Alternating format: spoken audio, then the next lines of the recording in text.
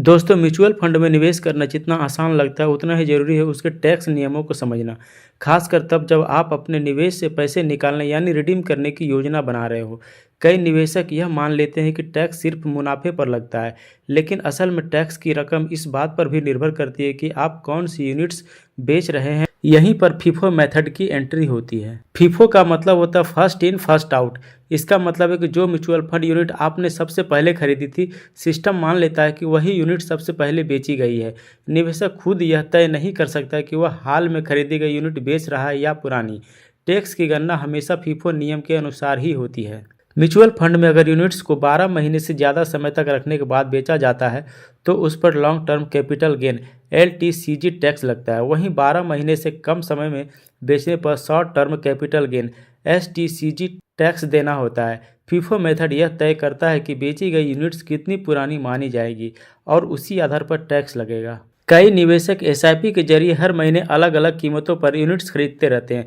ऐसे में अगर आंशिक रिडेम्पशन किया जाए तो यह तय करना मुश्किल हो जाता है कि कौन सी यूनिट बेची गई। फीफो इस उलझन को खत्म करता है और टैक्स कैलकुलेशन को एक तय नियम में बांध देता है। इससे न सिर्फ सिस्टम में पारदर्शिता आती है बल्कि टैक्स में हेर फेर की संभावना भी खत्म होती है। मान लीजिए आपने पहले महीने 10,000 में 100 यूनिट खरीदी। अगले महीने वही 10,000 लगाने पर आपको 90 यूनिट मिली। 2 साल बाद आपने कुल 180 यूनिट बेच दी। फीफो के अनुसार माना जाएगा कि पहले महीने की सभी 100 यूनिट और दूसरे महीने की 80 यूनिट बेची गई है। यानी टैक्स की गणना इन्हीं यूनिट्स की खरीद कीमत और होल्डिंग पीरियड के आधार पर होगी। यहाँ एक बात समझना बहुत जरूरी है कि यूनिट्स की संख्या और उनकी कीमत अलग अलग होती है। बाजार ऊपर नीचे होता रहता है, इसलिए हर SIP में मिलने वाली यूनिट्स बदलती रहती है। फीफो सिर्फ यूनिट्स की खरीद तारीख को देखता है, नो कि यह कि आपने कितने पैसे लगाए थे। फीफो के कारण कई बार पुराने कीमत पर खरीदे गए यूनिट्स पहले बिके माने जाते हैं, जिससे कैपिटल गेन ज़्यादा दिख सकता है और टैक्स भी बढ़ सकता है। हालांकि इसका फायदा यह है कि निवेशक को खुद से टैक्स प्लानिंग के लिए यूनिट्स चुनने की झंझट नहीं रहती और पूरी प्रक्रिया सरल व एक समान रहती है।